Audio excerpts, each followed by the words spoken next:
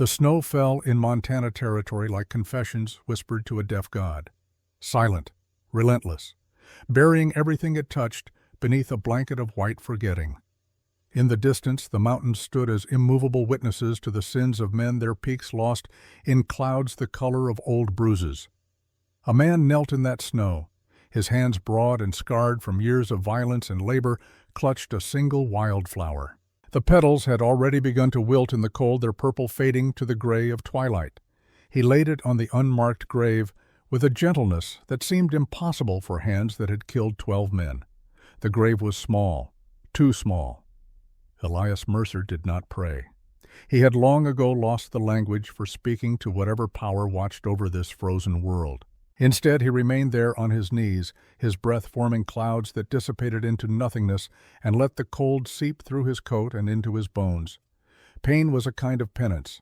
Cold was a kind of clarity. His voice, when it finally came, was a low rasp, roughened by whiskey and years of silence. They say you can't outrun your sins, but out here in the cold, you can bury them deep enough to forget. He paused. The wind answered with a howl that sounded almost human. Almost. The scar that ran from his cheekbone to his collarbone pulled tight as his jaw clenched. His right hand trembled. It always did now. Had done since that day in San Francisco when the world exploded in gunfire and a small body crumpled into a wooden crate, her blood the same red as the silk ribbons in her hair. Elias rose slowly. His knees creaked. At 38, he moved like a man 20 years older. Guilt aged you faster than time. He turned his back on the grave and walked toward the dark shape of his ranch house, a solitary structure clinging to the edge of civilization like a man hanging from a cliff. Behind him, the snow continued to fall, covering the wildflower, covering the grave, covering everything. The mountains watched. They always did. But the mountains did not judge. That was the mercy of stone. 6 months earlier, the Dust Devil's Saloon in Silver Creek squatted at the end of the main street like a cancerous growth. Its windows glowed sickly yellow in the gathering dusk, and from within came the sounds of men doing what men do when they are far from their mothers and closer to their demons. Laughter that held no joy, shouts that promised violence, the clink of coins and glasses, the twin currencies of temporary oblivion. Inside, the air was a thick stew of tobacco smoke, spilled whiskey, and the particular stench of desperation that clings to gambling dens everywhere. Lanterns hung from the ceiling on chains, their light weak and jaundiced, casting shadows that writhed across the faces of men bent over cards and dice, and the fading hope of easy money. At a corner table, 5 men played poker. 4 of them were loud. They banged their fists when they won, cursed when they lost, drank steadily from bottles that seemed to refill by magic. They were the kind of men who believed the world owed them something and spent their lives trying to collect that debt from anyone weaker than themselves. The 5th man was different. Elias Mercer sat with his back to the wall as he always did.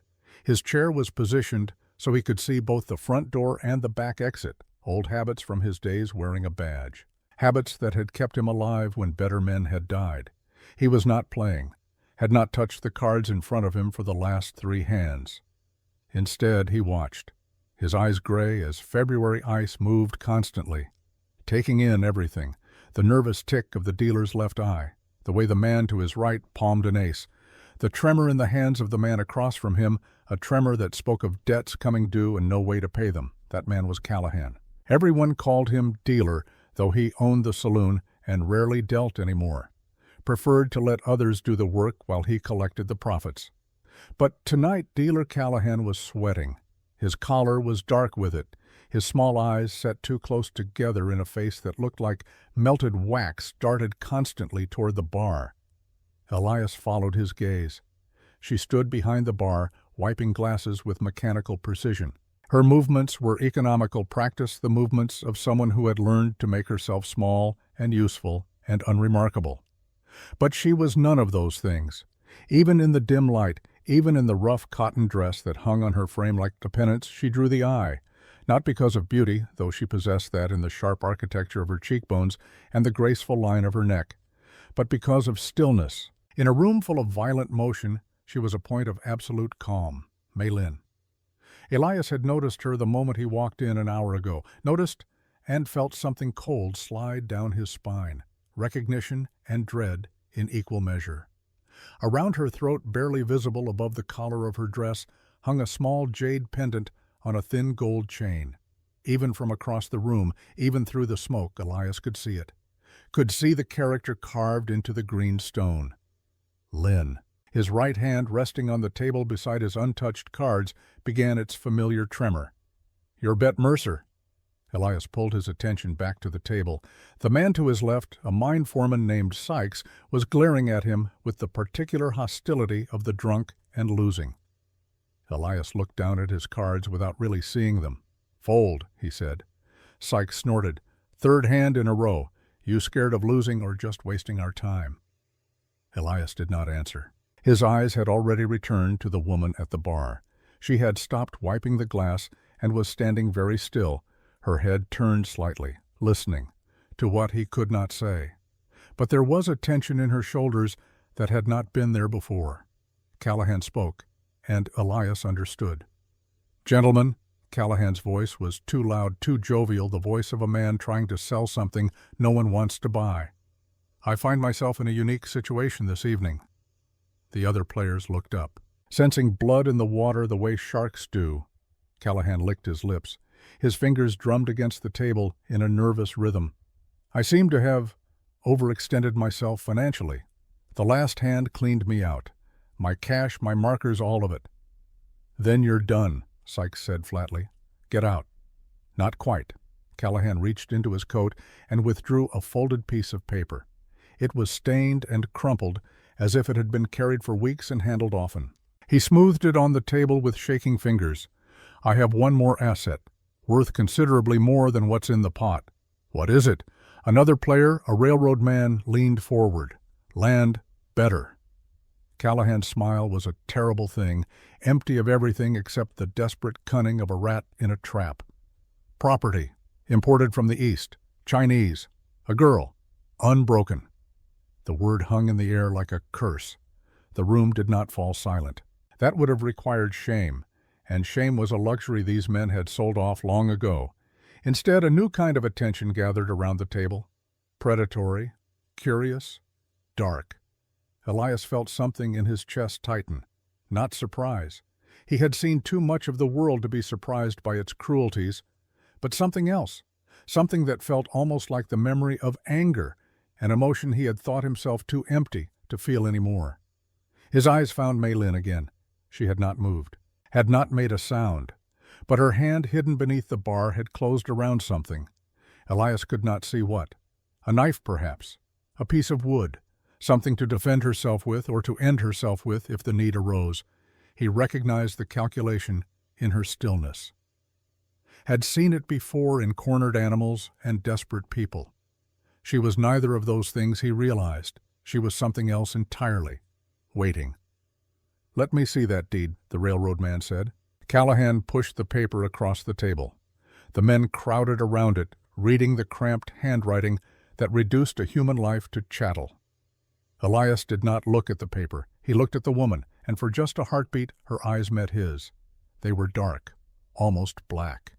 And in them Elias saw no fear, only a cold, assessing intelligence that sent another chill down his spine. She was measuring him, calculating, making decisions about her own survival with the same ruthless efficiency he had once used to decide which door to kick down first during a raid. Her gaze moved on, dismissing him as irrelevant. A bystander, not a threat, and not a savior, just another man in a room full of men. She was wrong about that, but she had no way of knowing. "This is legal?" Sykes was asking. "Legal as the day is long," Callahan said. "Bought and paid for in San Francisco. The Tong owed me a debt." This is how they settled it. The Tong. The word confirmed what Elias had already guessed. Confirmed why his hands were shaking and why his heart was beating too fast, and why every instinct he possessed was screaming at him to get up and walk out of this saloon and ride as far and as fast as his horse could carry him. But he did not move, because of the jade pendant, because of the character carved into it. Lynn. "I'm in," the railroad man said, pushing a stack of coins toward the center of the table. "This is going to be the most interesting hand I've played all year." 2 more players added their bets. The pot swelled. Callahan's smile grew wider and more desperate. His fingers drummed faster against the table. All eyes turned to Elias. "Mercer," Callahan said, "you playing or folding?" Elias looked at his cards for the first time. A pair of 3s. Nothing. He could fold. Should fold. Should stand up and walk out and let whatever was going to happen without him. But his eyes found the jade pendant one more time, and he thought of another little girl. Another pendant, though that one had been silver, not jade. Another time he had walked away from something he should have stopped.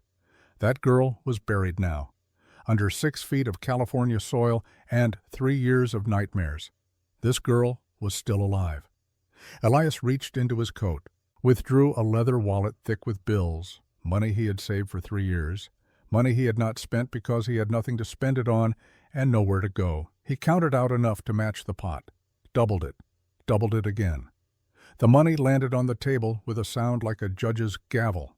"I'm in," he said quietly. Callahan's eyes widened. That's 4 times the pot." "Raise," Elias said. His voice was flat, dead. The voice of a man who has already decided to pay whatever price is required. "Call or fold." The other players looked at their cards, looked at the money. One by one, they folded, cursing, throwing their cards down, but folding. They were gamblers, but they were not fools. Something in Elias's stillness warned them off like a rattlesnake's hiss. Only Callahan remained. He stared at the money, stared at his cards. The rattling in his hands made the cards dance. Sweat dripped from his chin onto the table. I call," he said finally. "Show," Elias said. Callahan laid down his cards with trembling fingers. A pair of queens. A good hand. A winning hand against most players. Elias reached for his own cards. But before he laid them down, something happened that only Callahan noticed. A flicker. So fast that if you blinked, you would miss it. Elias's left hand, hidden beneath the table's edge, made a movement. Sleight, practiced. The movement of a man who had learned sleight of hand from riverboat gamblers and card sharps in a dozen frontier towns. The cards that hit the table were not the cards he had been dealt. A king, high flush. Perfect. Impossible. Callahan's eyes went wide, not with surprise at losing, but with recognition. He had dealt those cards, had held that exact hand himself just minutes ago, before the shuffle, before the cut, before Elias had somehow impossibly stolen them back. Callahan opened his mouth, closed it, because saying something would mean admitting he knew what had happened, would mean admitting he had been outplayed at his own game, would mean confessing that his carefully arranged evening had been hijacked by someone faster, cleverer, better than him. The saloon seemed to inhale, a collective breath drawn in surprise, and something that might have been respect or might have been fear. Callahan stared at the cards. His face went from red to white to a mottled purple. How did you—" He never finished the sentence. Elias was already reaching for the pot, pulling the money toward him with one hand. With the other, he picked up the deed.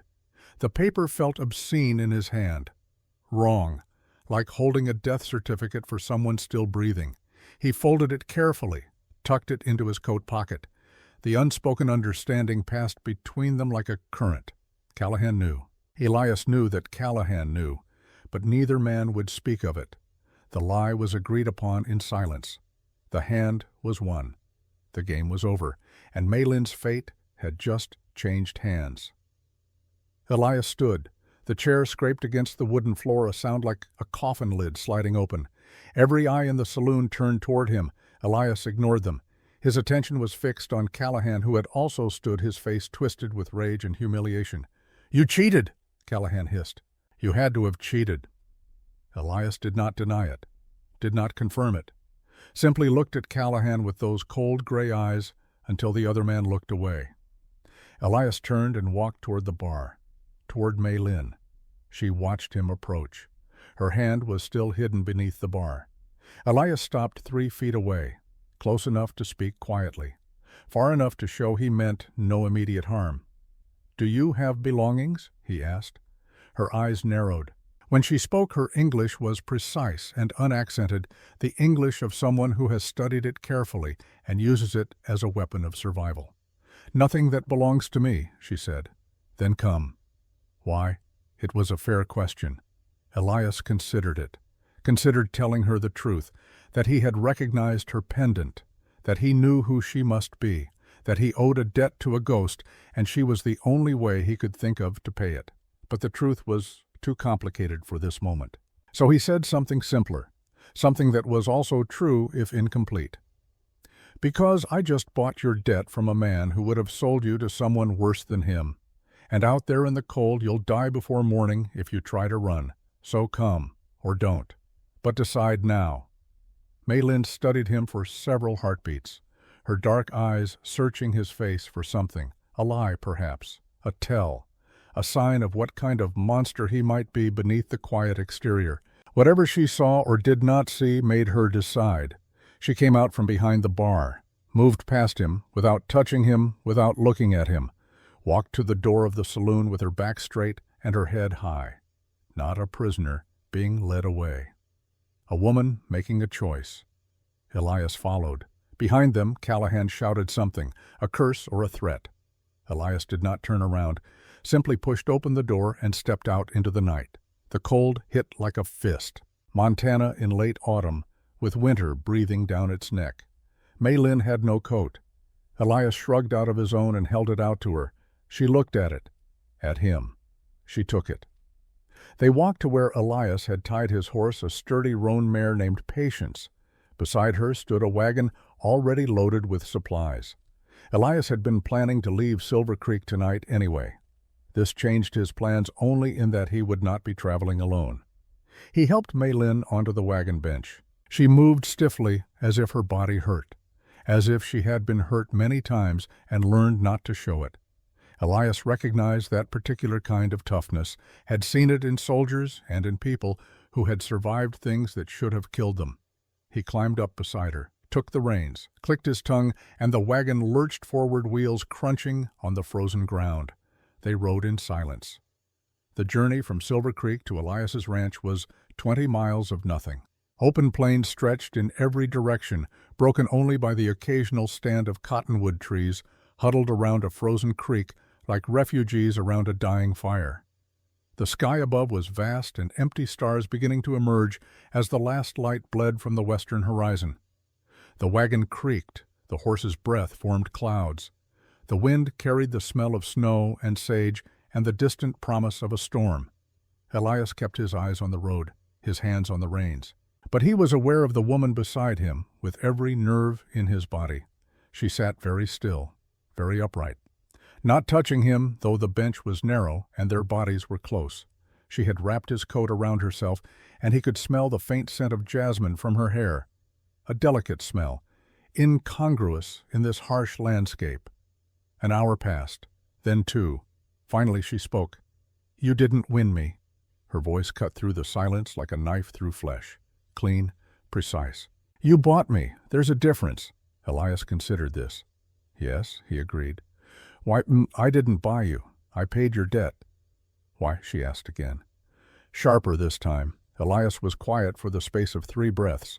The truth sat on his tongue heavy and complicated, but he gave her a piece of it. "Because I owe someone who looked like you." He felt her turn to look at him, felt the weight of her gaze like a physical thing. "Looked like me," she repeated. Past tense. "Yes." "Dead?" "Yes." The silence stretched between them, filled only with the creak of wheels and the wind. When she spoke again, her voice was softer, but no less sharp. "And you think saving me will bring her back?" "No," Elias said. "Nothing brings them back." The them slipped out before he could stop it, revealing more than he had intended. Maylin heard it. He knew she did, but she did not press, simply turned her face back toward the road and pulled his coat tighter around her shoulders. They rode on. 3 hours into the journey, Elias pulled the wagon to a stop beside a thin creek that carved a dark line through the silver landscape. The water was not frozen yet, though ice rimmed its edges like lace. The sound of it flowing was the only sound in the world. Elias climbed down from the wagon. His joints protested. He moved like an old man, felt like one too. He walked to the creek, filled his canteen with the cold, clear water, turned and walked back to the wagon. Maylin watched him approach. Her hand had moved to the pocket of his coat. Something in there. He knew without looking that she had found something. A knife, perhaps, or the derringer he kept in the left pocket for emergencies. Elias stopped at the back of the wagon, did not try to climb up, did not reach toward her. "If you want to run," he said quietly, "take the canteen. Take the gun in the pocket. There's a town 15 miles southwest. If you walk through the night, you'll reach it by dawn." He set the canteen on the wagon bed, within her reach, but not close enough to be threatening. "If you want to kill me," he continued, "I won't stop you." He met her eyes when he said it. Let her see that he meant it, that he had already decided somewhere in the 3 years since San Francisco that his life was a debt waiting to be collected. If she was the one to collect it, so be it. There was a symmetry to that which appealed to him. Mei Lin's hand slowly emerged from the coat pocket. She was holding the derringer. It was a small gun, barely larger than her palm, but at this range it would kill him as surely as a rifle. One shot to the head or heart, and he would be done. No more running, no more nightmares, no more waking up in the middle of the night with the smell of gunpowder in his nose and the sound of a child's scream in his ears. Part of him hoped she would do it. Mei Lin raised the gun, slowly. Her hand was steady, no trembling, no hesitation. She pointed it at his chest, at his heart. 5 seconds passed. The creek flowed. The wind blew. The stars watched. Mei Lin lowered the gun. She set it on the wagon bed beside the canteen, did not throw it, did not hand it to him, simply placed it there and pulled her hand back. "I pay my way," she said. Her voice was flat and emotionless, but her eyes were not. "I am not a dependent. I am not property. I am a person who has a debt to settle. Not with you, with myself." Elias nodded slowly, understanding or beginning to. "The ranch is 4 hours more," he said. "There's food in the box behind you, bread and dried meat. It's not much, but it's yours if you want it." He turned and walked back to the front of the wagon, climbed up onto the bench, took the reins. Behind him, he heard the rustle of canvas, the sound of Mei Lin reaching for the food. He did not turn to look, simply clicked his tongue and urged the horses forward. They rode on into the dark. Elias's ranch appeared as the first gray light of dawn began to bleed into the eastern sky. It was not grand, not impressive, just a cluster of buildings carved out of the wilderness by stubbornness and sweat. A main house built of dark timber, its roof shingled against the weather. A barn equally sturdy.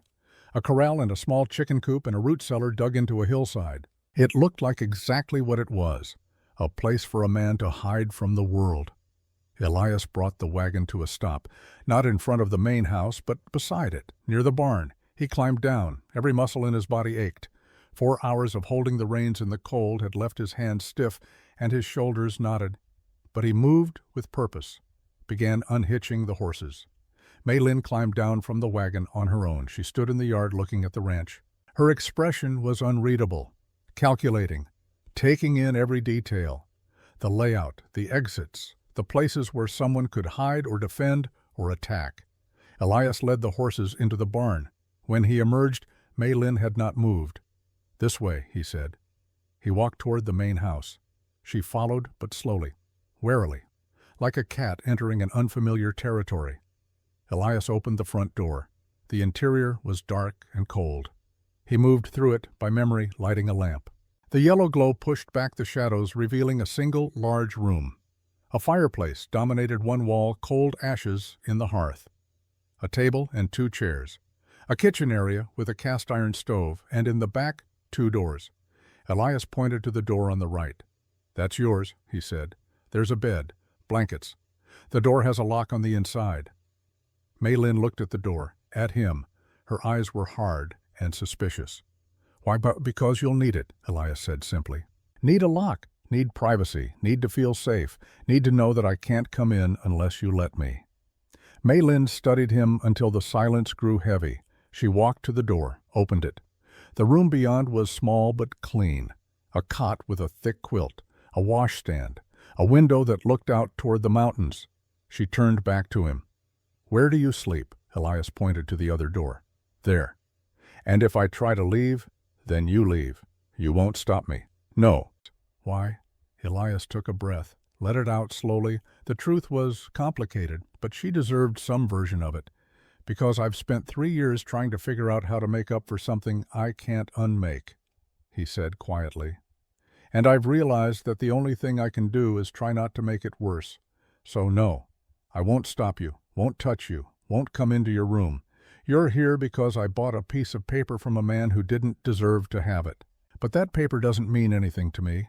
You're free to go whenever you want. He paused, met her eyes. But winter's coming. The roads aren't safe, and out there alone you'll die before you make it to the next town. So stay, at least until spring. At least until you have a real choice. Maylin was silent. Her hand moved to the jade pendant at her throat, touched it absently, a nervous gesture or a grounding one. And what do you want from me? She asked. Nothing. Everyone wants something. Then I want you to survive, Elias said. That's all. It was not all, not entirely. But it was as much truth as he could give her without telling her everything. Without telling her about San Francisco and the raid and the little girl in the red silk ribbons who had been 7 years old and had died because Elias pulled a trigger a half-second too fast. Maylin seemed to sense there was more, but she did not push, simply nodded, once. I'll stay, she said, for now. All right. Elias turned toward the cold fireplace, began building a fire. Behind him, he heard Maylin's door close, heard the sound of the bolt sliding home. He did not blame her. The days that followed fell into a pattern. Elias rose before dawn, made coffee, left a cup outside Maylin's door along with whatever food he had, bread, dried meat, sometimes eggs from the chickens. He went about his work, repairing fences, tending the small herd of cattle that grazed in the near pasture, splitting wood for the winter that was coming like a slow avalanche. Maylin stayed in her room for the first 3 days. The cup and food would disappear. That was how Elias knew she was still alive, still eating, but she did not emerge, did not speak to him. On the 4th day he found a small wooden carving on the porch, a bird, exquisitely detailed, every feather carved with impossible delicacy. Elias picked it up, turned it over in his hands. It was beautiful, more than that. It was art. He kept it. On the 5th day, Maylin emerged. Elias was in the barn mending a broken harness when he sensed someone watching. He looked up. She stood in the doorway, still wearing his coat over her dress. Her hair was tied back. Her face was pale but composed. You carve, Elias said. It was not a question. My father taught me, Maylin said. Before. Before what? Before everything. Elias nodded. He understood about befores, about the way life could be divided into the time when things were whole and the time after they shattered. It's beautiful work, he said. It's payment, Maylin said flatly. For the food, the shelter, I pay my way. You don't owe me anything. I owe everyone something, she said. Her voice was hard, bitter. I've been owned. I've been sold. I've been used. The only thing I have left is my own sense of debt. Don't take that from me, too. Elias looked at her, really looked, and he saw not a victim, but a survivor, someone who had been broken and had put herself back together with wire and determination and pride. The pride was important. It was the thing keeping her upright. All right, he said quietly, then I'll accept your payment, and I'll pay you back. You need winter clothes, boots, proper coat. I'll ride into town next week and get them. I don't need charity. It's not charity, it's barter. Your work for my goods. That's how it works out here. Maylin considered this, nodded. Once, sharp. She turned to leave, paused. The woman you owed, she said. The one who looked like me. What was her name? Elias's hands stilled on the leather, his throat closed. For a heartbeat he could not speak, could not breathe. Xiaomei, he said finally. The name was ash in his mouth. Her name was Xiaomei. Maylin went very still, so still she might have been carved from stone herself. Xiaomei, she repeated. Her voice was strange, hollow. Yes, little May, she was translating. That's what it means. Yes. And how did she die? This was the question Elias had been dreading, the question he had been running from for 3 years, the question that woke him up every night in a cold sweat with the taste of guilt in his mouth. He met Mei Lin's eyes, and he told her the truth. "I killed her." The words fell between them like stones into a well, heavy, irreversible, sinking into darkness. Mei Lin's face did not change, but something in her eyes did, something cold and calculating and utterly without mercy. "How?" she asked. "She was in a place she shouldn't have been. I was doing a job I shouldn't have been doing. And when the shooting started, I pulled a trigger before I knew what I was aiming at. You're a killer." "I was a marshal, U.S. Marshal. It was supposed to be a raid on a criminal enterprise. It became a slaughter. And now you're here, yes? Hiding." "Yes." Mei Lin nodded slowly, as if something inside her had clicked into place, as if she had just solved a puzzle she had been working on since the moment she first saw him. "Show me," she said. "Show you where she's buried." Elias's blood ran cold. "She's not here. She's in California, San Francisco." "Then show me something else," Mei Lin said. Her voice was soft now, dangerous. "Show me what you're hiding." Elias did not ask how she knew. He could see it in her eyes. She was too smart, too observant, had seen too much to be fooled by his careful lies and half-truths. He stood. The harness fell from his hands. "This way," he said. He led her out of the barn, across the yard, to a small shed he kept locked. He took the key from his pocket. His hands were unsteady, the tremor worse than usual. He unlocked the door, pushed it open. Inside the shed was dark and cold. But even in the dimness, the shape in the center was visible, a small wooden coffin, child-sized. Mei Lin stepped inside, approached it slowly, touched the smooth wood with her fingertips. "Open it," she said. "Mei Lin, open it." Elias moved past her, lifted the lid. Inside, wrapped in red silk, was a set of child's clothing, traditional Chinese, beautiful, expensive, and stained with old blood that had turned brown with time. Mei Lin stared down at the clothes. Her hand moved to her jade pendant, touched it. Her breathing had gone shallow. "Where did you get these?" she asked. "From the scene. After. I couldn't leave them there, so I took them, kept them. I don't know why. Penance, maybe, or evidence, or just something to carry." Mei Lin was silent as seconds stretched into what felt like hours, so quiet that Elias thought she might not speak again. She turned to him. Her face was a mask, but her eyes were full of something that might have been tears, or might have been rage, or might have been both. "You know what the character on my pendant means," she said. It was not a question. "Lin," Elias said. "It's your family name." "Yes," she paused. "It was also hers, Xiaomei's." The world seemed to tilt. Elias felt the ground shift beneath his feet. "What are you saying?" Mei Lin's smile was terrible, empty, the smile of someone who has just had every suspicion confirmed. "I'm saying that you already know Marshal Mercer. You knew the moment you saw this pendant in the saloon. You knew who I was. You knew why you had to buy me." She took a step closer, close enough that he could see the gold flecks in her dark eyes. "Xiaomei was my sister," she said. "My little sister. 7 years old, and you're the man who killed her." The words hung in the air between them like a death sentence. Elias did not move, did not breathe, because there was nothing to say, no defense to offer, no plea that would change the fundamental truth of what he had done. He had killed her sister, and now she stood before him armed with that knowledge, with every reason in the world to put a bullet in his brain, and he would let her. Mei Lin reached into the coat pocket, the pocket where the derringer still rested. Her fingers closed around it. Elias closed his eyes, waited. This was how it should end. This was justice, rough and cold, and exactly what he deserved. But the shot did not come. He opened his eyes. Mei Lin stood there, the gun in her hand pointed at the ground. Her face was wet with tears she had not bothered to wipe away. "Why?" she asked. Her voice broke on the word. "Why did you bring me here? Why did you save me? Why did you show me this?" "Because I owed her," Elias said quietly. "I owed her a life. And I thought maybe if I saved yours, it would balance the scales somehow. I know it doesn't. I know nothing can bring her back, but I had to try." "You're a fool," Mei Lin said. "Yes." "You think this makes it better?" "No." "You think I'll forgive you?" "No." "Then why?" Elias met her eyes, and he told her the last piece of truth he had left. Because I've been dead for 3 years, and I thought maybe if I could do one thing right, I could figure out how to live again. But I was wrong. There's no coming back from what I did. So if you want to kill me, kill me. I won't stop you.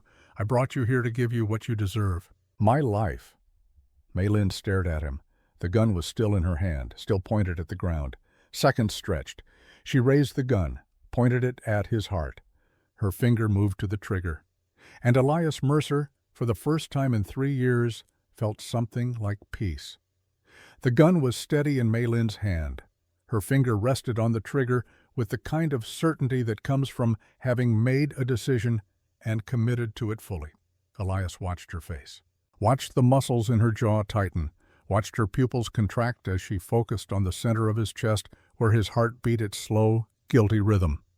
He did not close his eyes again. If she was going to kill him, he would meet it the way a man should, looking at the consequence of his actions, looking at the sister of the child he had murdered. 3 seconds passed. 5, 10. Mei Lin lowered the gun, not gently. She threw it to the ground at his feet with such force that it skittered across the dirt floor of the shed and came to rest against the far wall. Her chest was heaving, her hands shook, and on her face was an expression of such raw, conflicted fury that Elias took an involuntary step back. "I can't," she said.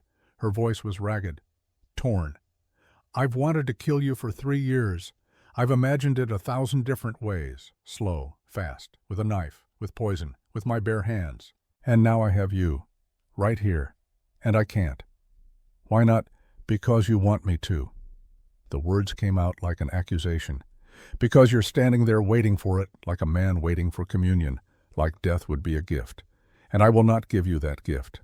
I will not give you peace." She took a step toward him. Another. Until she was close enough that he could feel the heat of her anger like radiation from a forge. "You want to die for her?" Mei Lin said. "Fine. Then live for her. Live with what you did. Every day, every hour, every breath. That's your punishment, not death. Life." She turned away from him, walked out of the shed into the pale morning light, left him standing there beside the small coffin with its burden of silk and blood and memory. Elias did not follow, not immediately. He stood in the darkness and felt something inside him crack, not break. He had been broken for years, but crack, shift, rearrange into a shape that was different from what it had been. When he finally emerged, Mei Lin was sitting on the porch of the main house. Her arms were wrapped around her knees. Her face was turned toward the mountains. She did not look at him as he approached, did not acknowledge his presence. But she did not tell him to leave either. Elias sat down, not beside her, but near enough, a respectful distance. The distance between two people who shared a terrible history and no idea how to bridge it. They sat in silence as the sun climbed higher, as the shadows shortened, as the world went about its business of living, while they remained suspended in the aftermath of a revelation that had changed everything and nothing. Finally, Mei Lin spoke. "Tell me how it happened," she said. "All of it, from the beginning, and don't lie."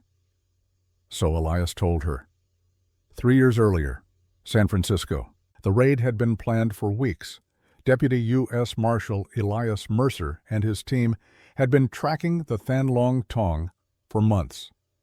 The Dragon Brotherhood, one of the most powerful criminal organizations in Chinatown.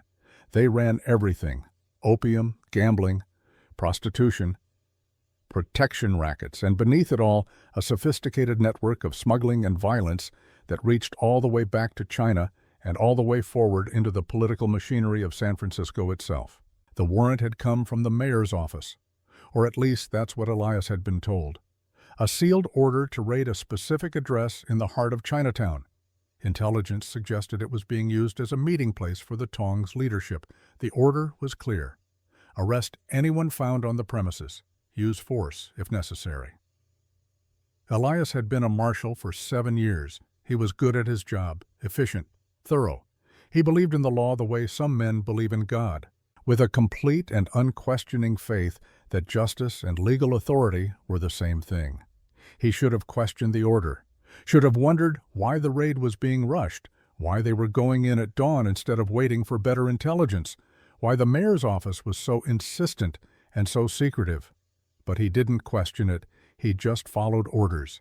They hit the building at first light. 12 marshals, armed with rifles and revolvers and the absolute certainty of righteousness. The door came down under a battering ram. Smoke grenades were thrown inside. And then they went in shooting. The chaos was immediate and total. Shadowy figures moving through the smoke.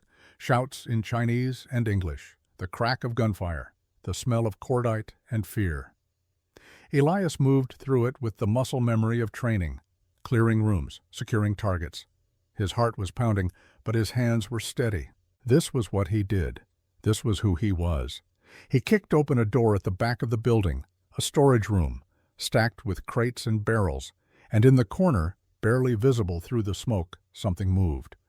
Elias raised his rifle, shouted a warning. "Federal Marshal, show yourself." The movement continued. Quick, furtive. Someone trying to hide or escape. Elias fired. The shot was perfect. Center mass. The kind of shot he had made 100 times on the range. The kind of shot that stopped threats and saved lives. The figure crumpled. Elias moved forward, weapon still raised, ready for another target, ready for the fight to continue. He saw her. 7 years old, dressed in red silk, with ribbons in her hair. She had been hiding in a wooden crate, had heard the shouting and the shooting, and had tried to make herself smaller, tried to burrow deeper into her hiding place. The bullet had caught her in the chest. There was so much blood. Too much for such a small body. Her eyes were open, already glazing, but still looking at him, asking a question he could never answer. Why? Elias dropped to his knees beside her, pressed his hands against the wound, tried to stop the bleeding even though he knew it was already too late, even though her heartbeat was fading beneath his palms like a bird's wings, slowing. "Medic!" he shouted. "I need a medic." But there were no medics. This was a raid, not a rescue. And by the time someone arrived with bandages and useless reassurances, Xiaomei was gone. The investigation afterward was quick and perfunctory. The shooting was ruled justified. The child's presence in a Tong safe house was unfortunate, but not the marshal's fault. Elias was commended for his bravery and precision, given a medal he never wore and a promotion he never accepted. 2 weeks later, he turned in his badge, disappeared. Rode west until the cities were behind him, and the only law was the law of survival. But he carried her with him, the little girl in red silk, the question in her dying eyes. The weight of a life ended before it began. Elias finished speaking. His voice had gone hoarse somewhere in the middle. His hands were clasped so tightly together that his knuckles had gone white. He did not look at Mei Lin as he talked, could not bear to see her face, to see the confirmation of his guilt reflected back at him. When the silence stretched too far, he finally risked a glance. Mei Lin was crying, silently.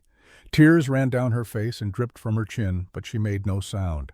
Her eyes were fixed on some distant point, beyond the mountains, beyond the present, somewhere in the past where a little girl still laughed and played and trusted her older sister to keep her safe. "She was staying with me," Mei Lin said. Her voice was barely above a whisper. "My father had enemies, many enemies. He was the leader of Thanlong, the dragon, but he was also trying to make peace, trying to negotiate with the mayor, to end the violence and bring our people into the legitimate economy." She paused, wiped at her face with the back of her hand. There were others who didn't want peace, who profited from the war, so they killed him, made it look like a territorial dispute. And when I tried to continue his work, they came after me, too. I sent Xiaomei to that safe house because I thought she would be safe there. It was supposed to be neutral ground, a place where children and elders went during the fighting. "How did the marshals know about it?" Elias asked. Mei Lin's laugh was bitter, hollow. "They didn't, not on their own. Someone told them. Someone who wanted both me and the peace negotiations destroyed.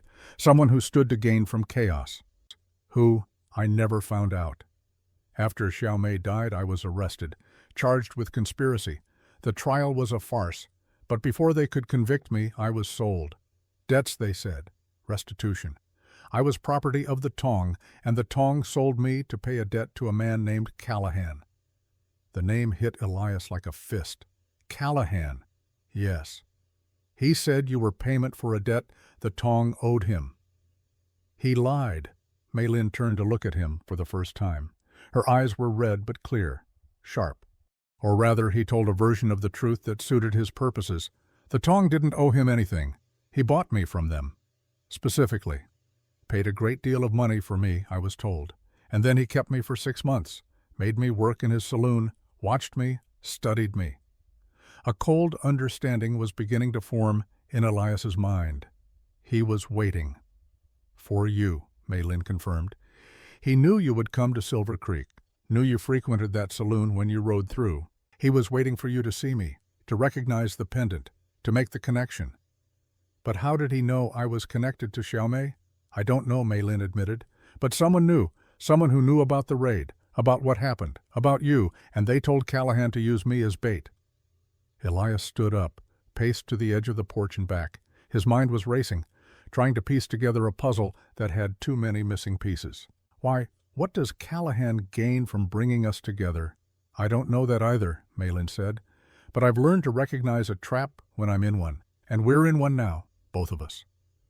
As if summoned by her words, movement caught Elias's eye. He turned sharply, looked toward the tree line a quarter mile from the house. 4 riders, sitting motionless on their horses, watching. Even from this distance, even without being able to see their faces clearly, Elias knew they were not friendly. There was something in the way they sat. Patient, predatory, like wolves waiting for the right moment to strike. "Friends of yours?" he asked quietly. Mei-Lin stood, shaded her eyes against the sun, looked at the distant figures. He saw her body go rigid. "Then Long," she said. "My brother's men." "Your brother, Wei Lin. He took over the Tong after our father died. After I was sold," she paused. "He's been looking for me. To rescue you."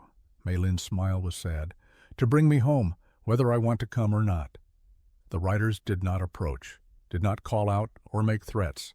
They simply sat there, watching, making their presence known. As suddenly as they had appeared, they turned their horses and rode away. Back into the trees. Gone, but not gone. Elias knew they would be back.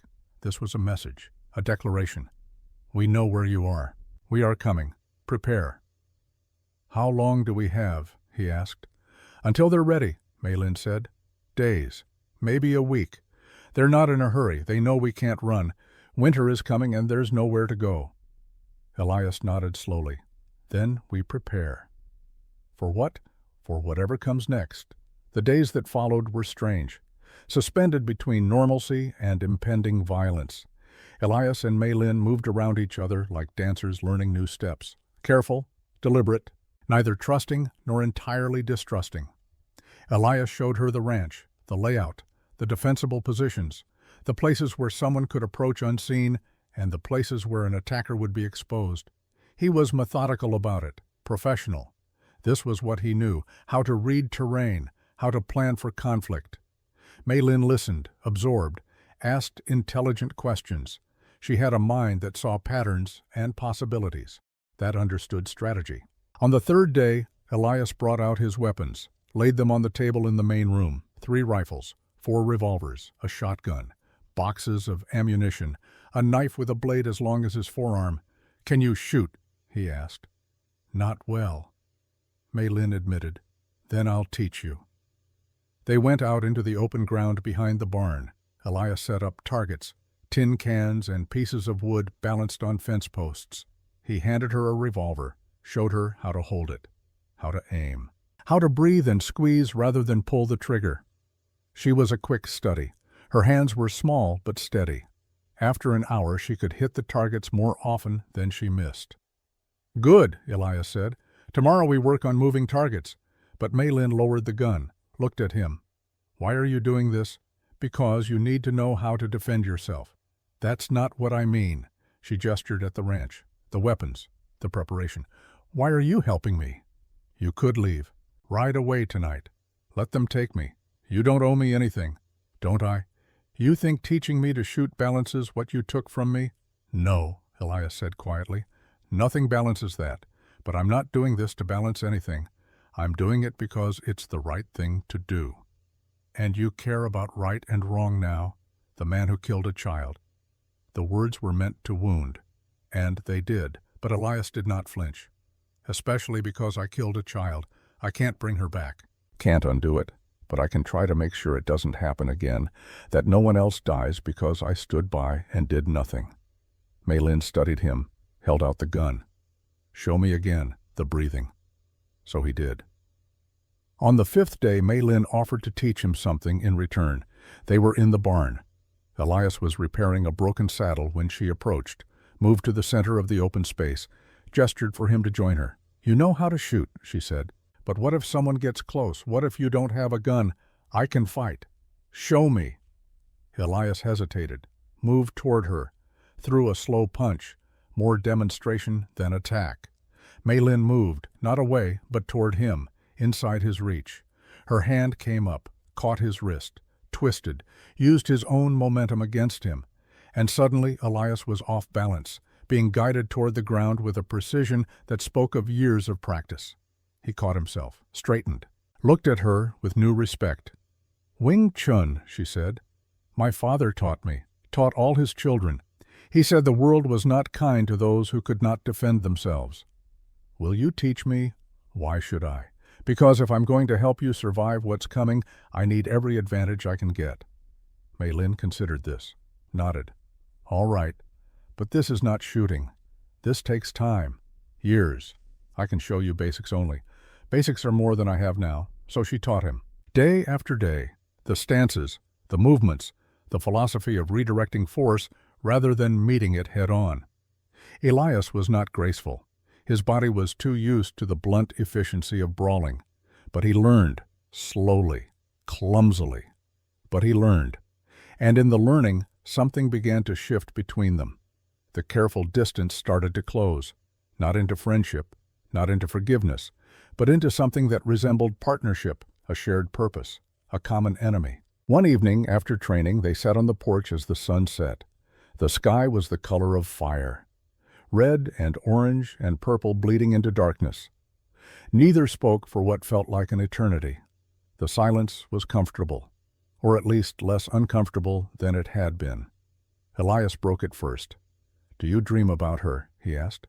Mei Lin was quiet. Every night. What do you dream?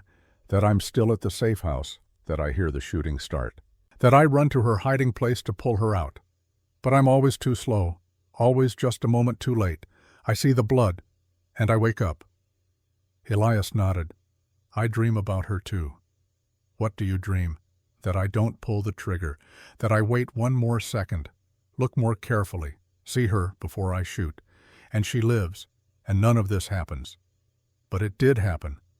Yes. They sat with that truth, the unbearable, unchangeable fact of it. Do you sleep? Mei Lin asked. Not much, not well. I don't either. It was a small thing, an admission of shared suffering, but it felt significant, like a stone laid in the foundation of something that might one day become a bridge. The wind picked up, carried the smell of snow from the mountains. Winter was close now, so close that Elias could feel it in his bones. Mei Lin pulled her coat tighter around herself. His coat. She still wore it, had not asked for her own, perhaps because it was warm.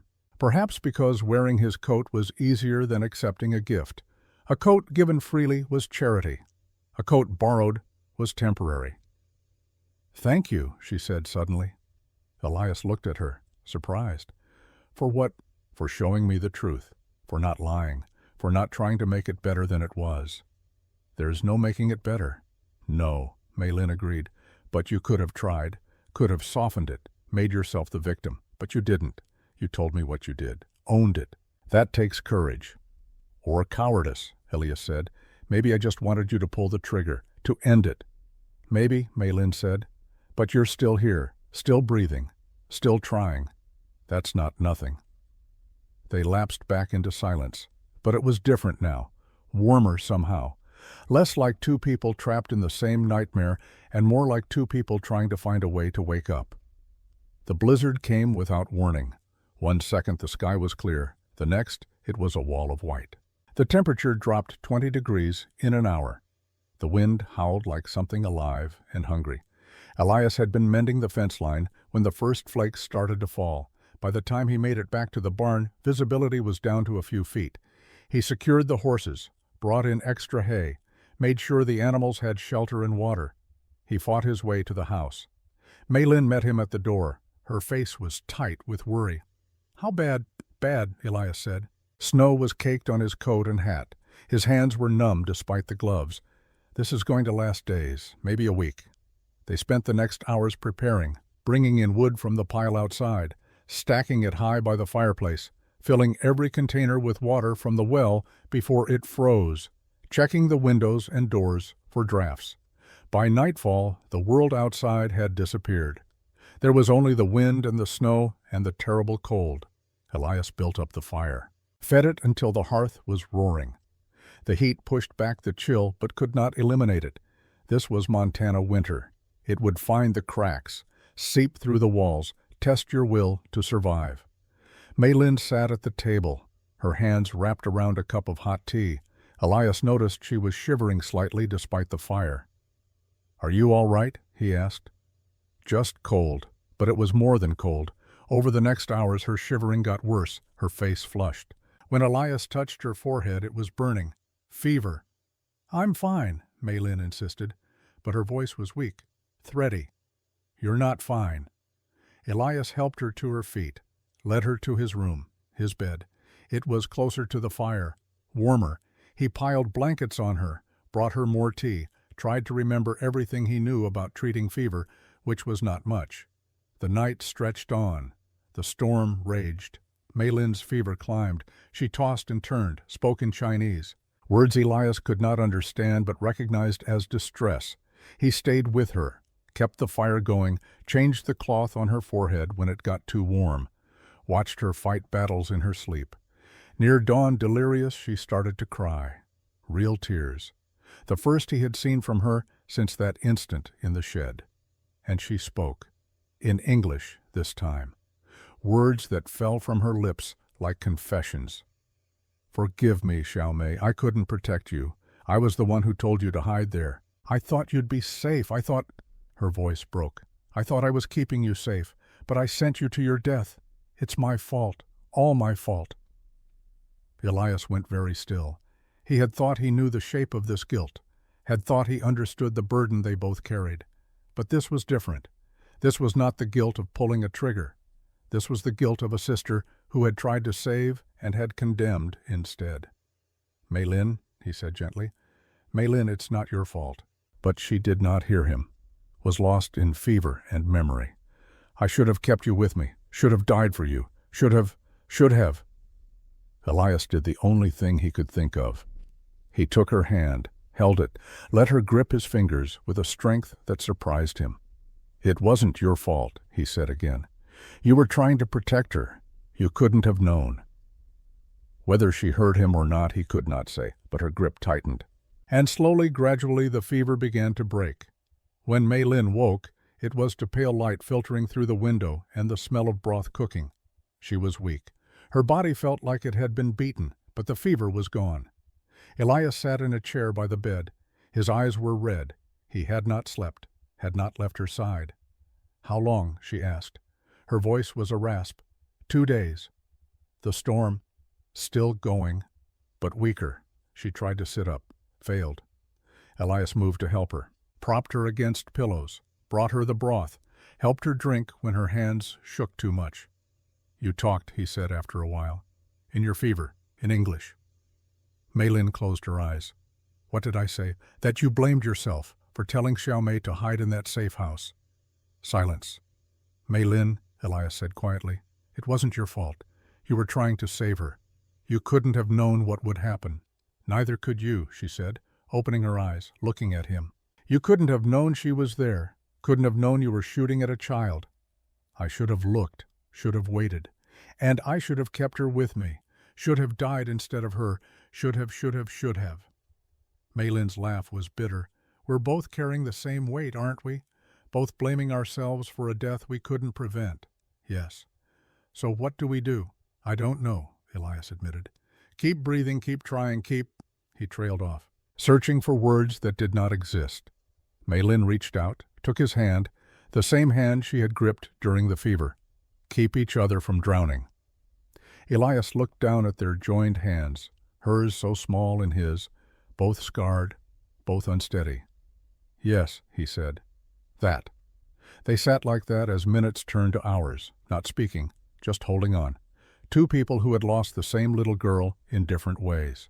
Two people trying to find their way back from the edge of an abyss that had no bottom.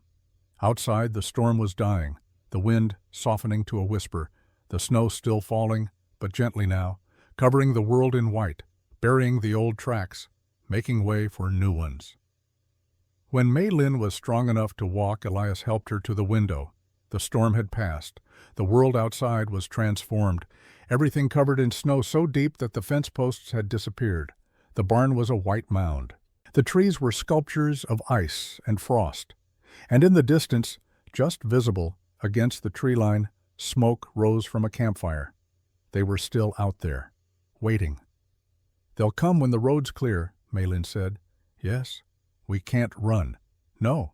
Then we stand. Elias looked at her, at this woman who had every reason to hate him, who had every reason to let the tong take her rather than fight beside the man who killed her sister. But she was still here, still standing, still choosing to face what came next. Together, he said. It was not a question, but Mei Lin answered anyway. Together. The smoke in the distance grew thicker, more fires being lit, more men gathering, preparing for something. But inside the warm house, Elias and Mei Lin made their own preparations. Cleaned weapons, counted ammunition, fortified what could be fortified. And in the quiet intervals between, they talked, not about the past, not about guilt or blame or the little girl who haunted them both, but about small things, where Elias learned to shoot, where Mei Lin learned to carve, the taste of the first snow, the color of the sky at dawn, building something fragile between them. Not forgiveness, not yet, perhaps not ever, but understanding, and in that understanding, the possibility of something that might one day become peace. The next morning, an arrow thudded into the door of the main house. Attached to it was a letter, written in Chinese characters that Elias could not read, but Mei Lin could. She read it. Her face went pale. What does it say? Elias asked. Mei Lin's hands were unsteady. They want me to come back, my brother. He says if I don't, he'll burn Silver Creek to the ground. 47 people, women, children, all of them will die if I don't surrender. It's a bluff. No, Mei Lin said quietly. It's not. Wei doesn't bluff. He does what he says he will do. Always. Your brother?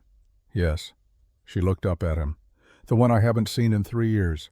The one who let me be sold rather than lose face with the tong. The one who is now their leader and has the power to do exactly what he threatens. Then we have a choice to make. No, Mei Lin said. I have a choice to make. She walked to the window, looked out at the pristine snow, at the distant smoke from the camp where her brother's men waited. I won't let innocent people die for me, she said. I've already caused enough death. Mei Lin, I'm going to him. I'm going to trade myself for their safety. And then what? You think he'll just let you go? Let you live your own life? Mei Lin's smile was sad, knowing. No, but at least no one else dies. At least the debt stops here. Elias moved to stand beside her, not touching, but close. There's another option, he said. What? We fight, together. We make them come to us. And we make them pay for every step. You'll die. Maybe. Probably. But I'd rather die fighting beside you than live knowing I let you sacrifice yourself. Mei Lin turned to look at him. Really look. And something in her eyes shifted, softened. Why? Because you were right, Elias said. About living being harder than dying. About carrying the weight. And I've realized something. That weight is lighter when you don't carry it alone. For several heartbeats they stood there. The winter light streaming through the window. The shadow of violence hanging over them both. Two damaged people who had found each other through tragedy and were trying to figure out if that was enough. Mei Lin spoke, her voice barely above a whisper. I still can't forgive you. I know. I may never be able to. I know that too. But I don't want you to die. Then we make sure neither of us does. Maylin nodded. Once, sharp, decided. Then we prepare for war. The preparation took 3 days. Elias moved through the ranch with the systematic efficiency of a man who had planned defensive positions before. He boarded up windows on the ground floor, left only narrow gaps for rifle barrels. He reinforced the doors with heavy timber bracing, moved supplies into the main house, water, food, ammunition, everything they would need for a siege. Maylin worked beside him, learning, adapting. She had quick hands and a mind that understood structural integrity instinctively. Where to place the boards for maximum strength? Which angles provided the best lines of fire? She asked questions. Elias answered. They worked in a companionable silence, broken only by the sound of hammers and the creak of wood. On the second day, Maylin disappeared into her room for several hours. When she emerged, she was carrying something wrapped in cloth. She set it on the table, unwrapped it carefully. Inside were 4 small cylinders, each about the size of a whiskey bottle, stoppered with cork, dark liquid visible through the glass. Elias looked at them, at her. What are those? Insurance, Maylin said. Naphtha, kerosene, sulfur, other things. My father taught me how to make them, before. Bombs. Yes. Elias reached out, touched one of the cylinders gently. The glass was warm. Are they stable? Stable enough, unless you drop them or shoot them. Then they're very unstable. How many more can you make? With what we have here, 2 more. Maybe 3. Make them. Maylin nodded, gathered up the cylinders, carried them back to her room. Elias heard the sound of glass clinking, liquid pouring, the careful, precise movements of someone who knew that one mistake would mean fire and death. He did not interrupt, simply continued his own preparations, checked every weapon, cleaned and oiled them, loaded magazines, laid out spare ammunition where it could be reached quickly. When darkness fell on the 3rd day, they were as ready as they would ever be. They sat together at the table, a lamp burning between them, the fire crackling in the hearth. Outside, the snow lay thick and pristine, beautiful and deadly. Inside, 2 people waited for a war they had not chosen but would not run from. Elias poured 2 glasses of whiskey, slid one across the table to Maylin. She looked at it. I don't drink. Neither do I, not anymore, but tonight seems like a good night to make an exception. Maylin picked up the glass, held it up to the light. The amber liquid glowed like captured sunlight. To what do we toast? She asked. To survival. That's optimistic. To revenge, then. Maylin smiled. It was a small smile, sad, but real. Better. They drank. The whiskey burned going down, settled in the stomach like liquid courage. Elias set his glass down, looked at Maylin across the table. In the lamplight, her face was softer than he had ever seen it, the hard edges of anger and grief smoothed by shadow and firelight. She looked younger, more vulnerable, and for the first time since he had met her, Elias allowed himself to really see her, not as the sister of the girl he had killed, not as a debt to be repaid, but as a person, a woman, someone who had survived impossible things and was still here, still fighting. Tell me something, he said. What? Something true. Something that isn't about your sister, or the Tong, or any of this. Something just about you. Maylin was quiet for the space of 3 breaths. She spoke. When I was a child, before my father became what he became, he used to take me to the harbor, early in the morning, before the fishermen came in. We would sit on the dock and watch the sun come up over the water. He would tell me stories about China, about the village where he grew up, about the mountains and the rivers and the way the morning mist looked like dragons sleeping. She paused, turned the glass in her hands. I haven't thought about those mornings in years, but I remember them. How the air smelled, salt and fish and possibility. How his hand felt, big and rough and safe. How I believed in those moments that the world was good, that people were good, that I was safe. What changed? Everything. Maylin's voice was flat. My mother died.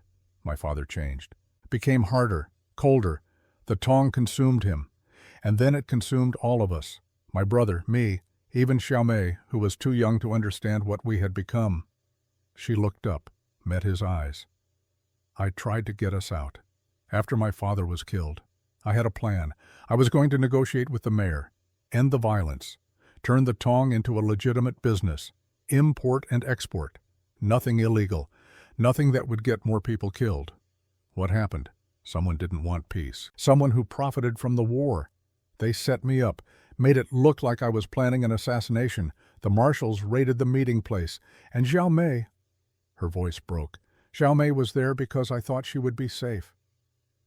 Elias felt the familiar weight settle in his chest, the guilt, the knowledge that he had been the instrument of that tragedy, the gun that fired, the hand that pulled the trigger. "I'm sorry," he said. The words were inadequate, pathetic, but they were all he had. "I know," Mei Lin said. "I know you are, and I think I'm beginning to understand that you're as much a victim of this as I am. We were both used, both manipulated, both turned into weapons by people who didn't care who got hurt." She reached across the table. Her hand hovered over his for a heartbeat. Settled, palm to palm, skin to skin. The touch was electric, not sexual. Something deeper, more fundamental. The touch of two people who had walked through fire and found each other on the other side. "Thank you," she said quietly. "For what? For not being what I expected. For being complicated. For being someone I can't quite hate and can't quite forgive, but can maybe learn to understand." Elias turned his hand, closed his fingers around hers. Her hand was small and warm and calloused from work. His was large and scarred and trembling slightly, but together they fit. They sat like that as the fire burned low. The lamp flickered. The night deepened around them, not speaking, just holding on. Two people on the edge of violence and maybe death, trying to find something to anchor them, something to make the fight worth fighting. Finally, Mei Lin withdrew her hand, stood. "I should sleep," she said. "Tomorrow will be hard." "Yes." She walked to her room, paused at the door, turned back. "Elias." "Yes. If we don't survive this, I want you to know that I'm glad you brought me here. Glad I got to know you. Glad I didn't pull that trigger." Before he could respond, she slipped into her room. The door closed softly. The bolt slid home. Elias sat alone in the flickering light, his hand still warm from her touch, his heart doing something strange and unfamiliar in his chest, something that felt almost like hope. He woke to silence, not the comfortable silence of a sleeping house, but the empty silence of absence, a silence that had weight and shape and wrongness.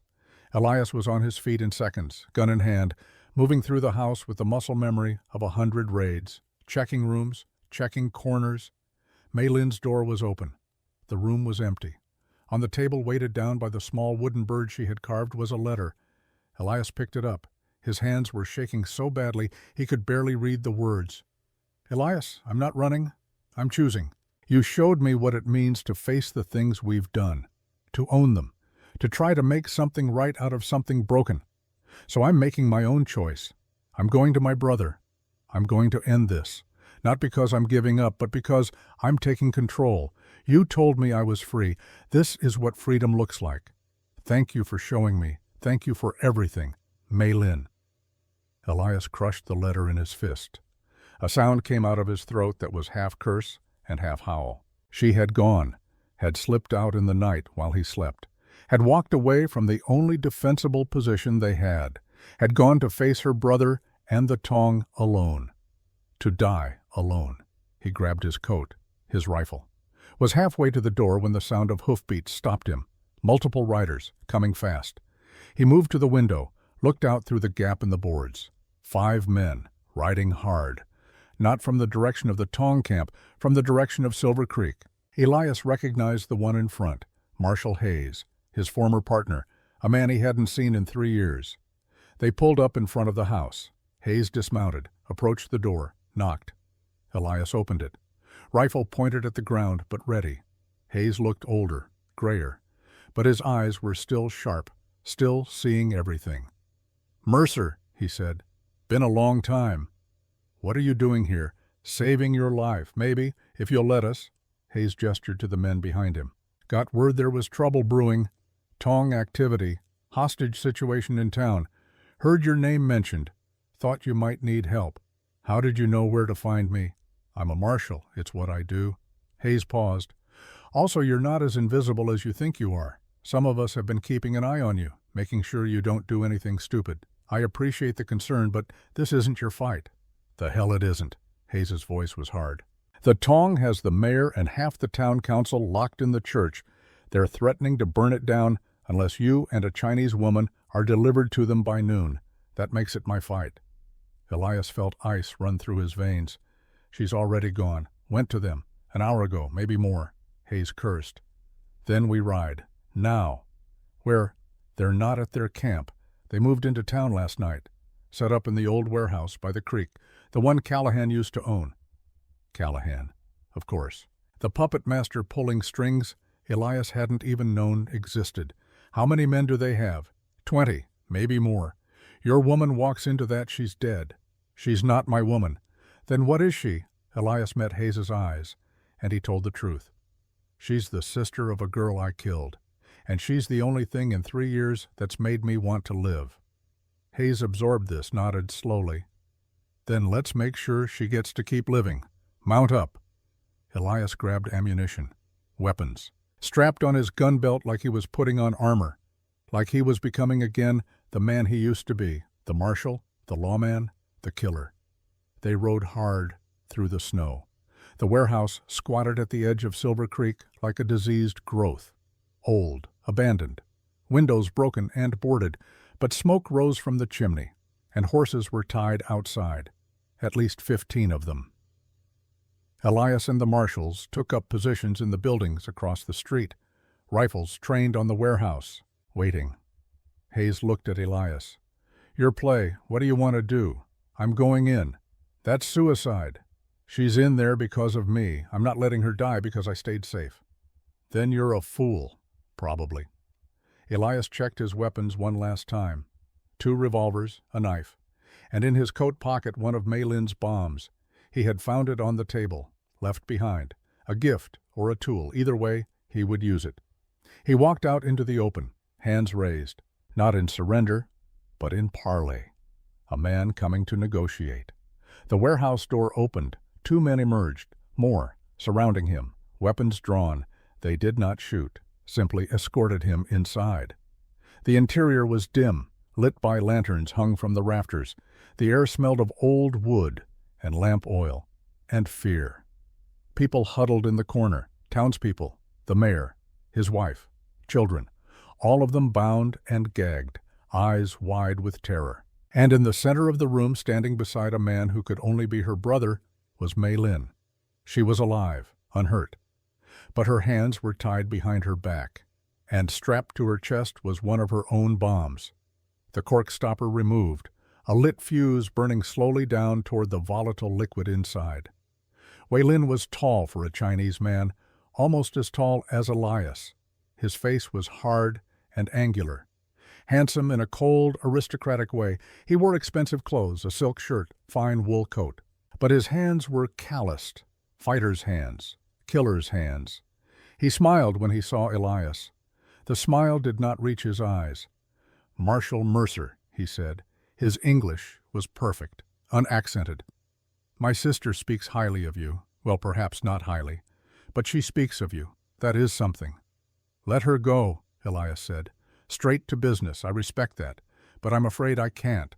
You see, my sister made a choice. She came here to trade herself for these people. Very noble. Very self-sacrificing. But she also came here with a bomb strapped to her chest, planning to kill herself and me and everyone else in this room. Not so noble." Wei gestured to the fuse. "I removed the detonator she was holding, but the fuse is still burning. In about 5 minutes, she explodes, and everyone in this room dies with her, unless you give me what I want." "What do you want?" "The truth." Wei's smile vanished. His face became stone. "I want to know who ordered the raid that killed my sister. Who gave the marshals the information? Who betrayed my family?" Elias was silent. He had wondered this himself, had spent 3 years not knowing, not understanding why that particular safe house had been targeted. "I don't know," he said. "Then we all die." "Wait." A new voice, From the shadows at the back of the warehouse, a figure stepped forward into the light. Callahan. But not the sweating, desperate Callahan from the saloon. This Callahan was calm, composed, and in his hand was a revolver pointed at Wei Lin's head. "I can answer that question," Callahan said. "I gave the marshals the information. I told them where the meeting was. I made sure they raided at exactly the right time to cause maximum chaos." Wei turned slowly, his hand moving to his own weapon, but Callahan was faster. The hammer clicked back. A clear warning. "Why?" Wei asked. "Because your father was making peace, and peace is bad for business, my business. I run guns, opium, girls, all the things the Tong used to control, but your father was going legitimate, cutting me out. So I had him killed, made it look like a territorial dispute. Then I set up the raid to finish the job, to eliminate you and your sister and anyone else who might continue his peace initiative. You used the marshals as your weapon." "I used everyone," Callahan said. "The mayor wanted the Tong gone. I told him I could make it happen. The marshals wanted glory. I gave them a target. You wanted revenge. I gave you someone to blame." He glanced at Elias. "And him, the perfect patsy, the man who pulled the trigger, the man who would carry the guilt forever." Elias felt the pieces falling into place. The terrible, perfect logic of it. He had been used, a tool in someone else's game, his guilt, his honor, his sense of duty, all of it manipulated, all of it turned against him. "And now," Wei asked. His voice was deadly calm. "Now the Tong is weak, leaderless, fighting itself, and I step in, take over, rebuild it the way I want it, as my organization, my empire." "You think I'll let you?" Callahan's smile was ugly. "I think you don't have a choice. I have the gun, I have the power, and in about 3 minutes your sister explodes unless you do exactly what I say." He turned the gun toward Mei Lin, toward the bomb strapped to her chest. "1 bullet, that's all it takes. And she goes up like Chinese New Year. So here's what's going to happen. You're going to sign over control of the Tong to me. You're going to walk away. And if you ever come back, I'll kill every member of your family I can find. Do we have an understanding?" Wei looked at his sister, at the fuse burning down, at the hostages watching in horror. His jaw clenched. His hand fell away from his weapon. "Yes," he said, "we have an understanding." It was surrender, total and complete. Wei Lin, leader of the Thanlong Tong, defeated not by violence, but by the threat of losing the one person he had left. Callahan's smile widened. "Excellent. Now." The gunshot was impossibly loud in the enclosed space, but it did not come from Callahan's gun. It came from Mei Lin.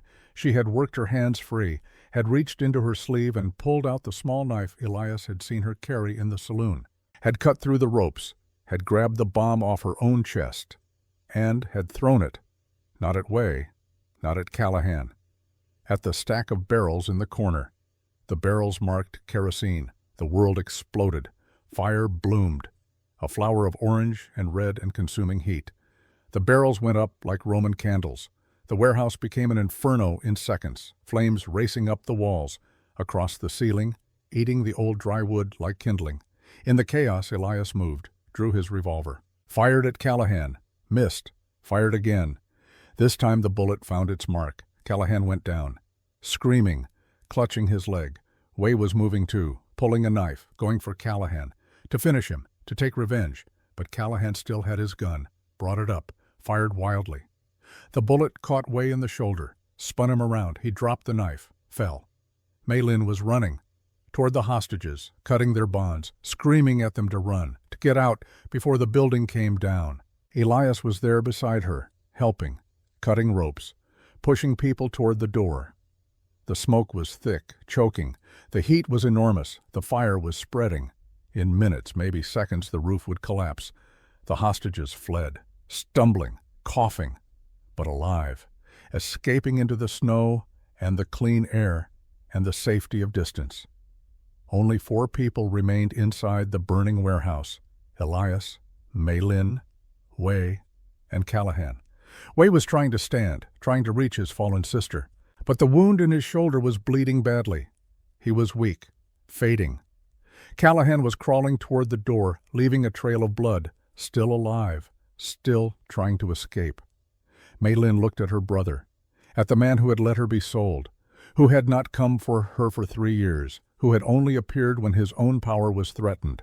She looked at Elias, at the man who had killed her sister, who had bought her freedom, who had shown her that survival was not the same as living, and she made a choice. She ran to Wei, grabbed him, pulled him toward the door. Elias moved to help. Between them they dragged the wounded man through the smoke and flames, out into the cold, into the snow, away from the collapsing building. Behind them, Callahan screamed, once. The roof came down, timbers crashing, flames roaring, and the screaming stopped. They laid Wei in the snow. Maylin pressed her hands against his wound, trying to stop the bleeding, trying to save him. Wei looked up at her. His eyes were glazed with pain, but clear enough to see, to recognize. "Little sister," he whispered, "don't talk. Save your strength. I'm sorry. I should have come for you, should have protected you. You're here now." Wei's hand found hers, gripped weakly. "He's good to you."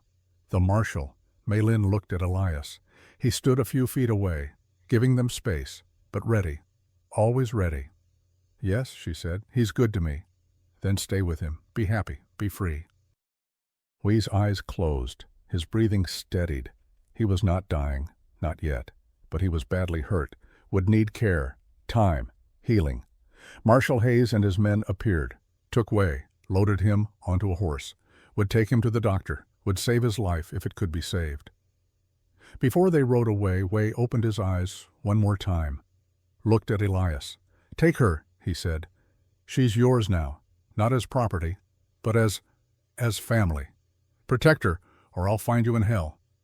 The marshals rode away, leaving Elias and Maylin standing in the snow, the warehouse burning behind them, the smoke rising into the pale sky. Maylin turned to Elias. Her face was streaked with soot and tears.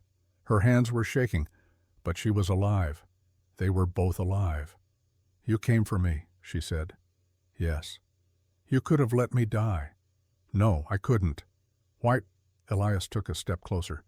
Close enough to touch, but not touching. Giving her the choice, always the choice. Because somewhere in the last few weeks, you stopped being the sister of the girl I killed. You became the woman I care about, and I'm not ready to lose you. Maylin looked at him as the silence stretched. She closed the distance, stepped into his arms, let him hold her while she shook, while the fear and adrenaline drained away, while the reality of survival sank in. They stood like that until the fire burned low, until the marshals finished their work, until the town began to stir and rebuild. They walked away from the ashes, toward the future, toward something neither of them could name, but both of them wanted to find. The fire burned through the night. By dawn, the warehouse was nothing but charred timbers and ash. The marshals took statements, documented the bodies, ruled the deaths justifiable, self-defense, defense of others. No charges were filed against Elias or Maylin. Callahan's empire crumbled within days. Without him, the network of corruption fell apart. New people stepped in, better people, or at least different people. Weilin recovered slowly, spent a month in the doctor's care before he was strong enough to travel. When he left Silver Creek, he did not say goodbye, simply sent a letter. Short, formal, a release and a blessing in equal measure. The townspeople were slower to accept. Chinese, a killer, a woman who had brought violence to their doorstep. But Maylin did not seek their acceptance. She simply lived, helped when help was needed, asked for nothing in return. And gradually, grudgingly, they began to see her not as a threat, but as a person. Spring came, the snow melted, the creeks ran high with meltwater, the world turned green. Marshal Hayes returned to his duties, but before he left, he approached Elias on the porch of the ranch. "What will you do now?" Hayes asked. "I don't know," Elias admitted. "For the first time in 3 years, I don't know what comes next." "That's not a bad thing. Not knowing means you're still living, still choosing." Hayes paused. "If you ever want to come back, put the badge on again. There's a place for you. You were a good marshal. Could be again. I was a marshal who killed a child." You were a marshal who was used by corrupt men, who made a terrible mistake, but who also saved lives, who brought criminals to justice, who protected people who couldn't protect themselves. One mistake doesn't erase all of that, doesn't define all of that." Elias shook his head. "I appreciate the offer, but I think my days of wearing a badge are done." Hayes nodded, extended his hand. Elias shook it. "Then good luck to you, Mercer, and to your woman. She's not—" "Yes, she is. You just haven't figured it out yet." Hayes rode away, leaving Elias standing on the porch, thinking about badges and mistakes and the weight of the past. Behind him, the door opened. Mei Lin emerged. She was wearing a simple dress. Her hair was loose, and on her face was an expression of quiet contentment. "He's gone?" she asked. "Yes." "Did he offer you your job back?" "How did you know?" "I've learned to read you. The way you stand when you're thinking about the past. The way your hand moves to where your badge used to be." Elias looked down. His hand was indeed resting on his chest, where the badge had hung for 7 years. He dropped it. I turned him down. "Why?" "Because I don't want to go back. I want to go forward here, with you, if you'll have me." Mei Lin studied him. "In what capacity?" "Whatever capacity you want. Partner, friend. Someone who shares your space and your work and your life. Not as husband, not unless you want that. Just as someone who's here, who chooses to be here. And if I asked you to leave, then I'd leave. And if I asked you to stay, then I'd stay." Mei Lin smiled. "Then stay. But not as a guest, not as someone I owe. Stay as an equal, as someone who shares the work and the decisions and the future, whatever that looks like." "I can do that?" "Good." Summer came, brought with it heat and work and the rhythms of ranch life. Elias and Mei Lin fell into a partnership that was unlike anything either had experienced before. Not master and servant, not even husband and wife, but equals. Two people building something together from the broken pieces of their separate pasts. People came. Other Chinese immigrants who had been sold or enslaved, who had heard about the ranch in Montana where a woman named Mei Lin offered sanctuary, where work and food and safety could be found. Mei Lin welcomed them, taught the women to read and write, to sew and cook and care for themselves. Elias taught the men to work the land, to repair buildings, to defend themselves and their families. The ranch grew, not in size but in purpose. It became more than a hiding place. It became a community, a haven, a place where freedom was not just a word but a reality. Fall came again, the cycle completing, the leaves turning gold and red before falling, the air growing crisp, winter approaching once more. One evening, as the sun set in shades of fire and rose, Mei Lin approached Elias on the porch. Her hand rested on her belly, which had grown round in recent months, life growing inside her, a child, the product of a night when walls had finally come down and two people had found a way to be close without shame or guilt. "Have you thought about names?" Elias asked. He had asked this before, weeks ago. The answer had been the same. "Yes," Mei Lin said. "Xiao Mei. If it's a girl, I want to name her Xiao Mei." "Are you sure?" "Yes, not to replace her, never to replace her, but to remember her, to honor her, to make something beautiful from something terrible. And if it's a boy?" "Then you choose." Elias considered. "What about Lin, after your family?" Mei Lin's eyes filled with tears, but she smiled. "Yes, that's perfect." They stood together, watching the sun disappear behind the mountains. Two people who had walked through fire and found each other on the other side. Not perfect, not healed, but trying, living, choosing every day to build something that mattered. "Do you still dream about her?" Mei Lin asked. "Sometimes, but less often now. And when I do, she doesn't ask me why anymore. She just is. A memory, not a haunting. I dream about her too, about both of them, Xiao Mei and the future Xiao Mei. I tell them about you, about this place, about the life we're building. What do they say? They say thank you for not letting guilt destroy us, for finding a way to live that honors them without being consumed by them." Elias took Mei Lin's hand, intertwined his fingers with hers, a gesture that had become familiar, natural, a language of touch and understanding that needed no words. Winter came, but this time they were ready, together, not hiding from the cold but facing it, knowing that spring would come again, that life would continue, that the weight of the past, while never fully lifted, could be carried by two people more easily than one. In the quiet of the ranch, surrounded by people they had helped and who had helped them. In return, Elias Mercer and Mei Lin built a life that was neither perfect nor easy. But it was theirs, chosen, fought for, and held onto with both hands, and in that there was a kind of redemption that no god or judge or jury could grant.